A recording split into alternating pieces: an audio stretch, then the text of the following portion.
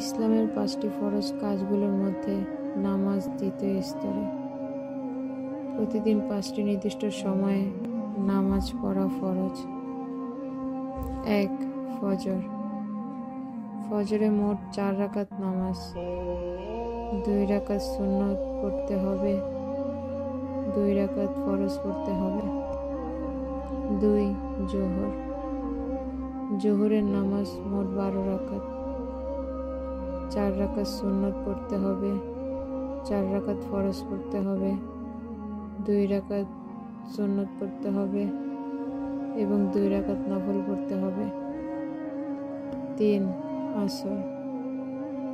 আসরের নামাজ মোট 8 রাকাত, 4 রাকাত সুন্নত পড়তে হবে, 4 রাকাত ফরজ পড়তে হবে।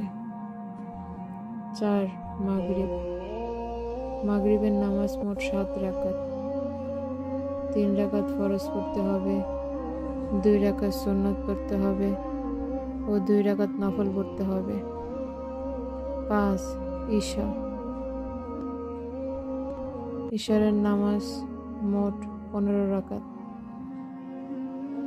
4 রাকাত সুন্নত পড়তে হবে, 4 রাকাত ফরজ পড়তে হবে, 2 রাকাত সুন্নত পড়তে হবে, 3 রাকাত বেতের পড়তে হবে এবং 2 রাকাত নফল পড়তে হবে।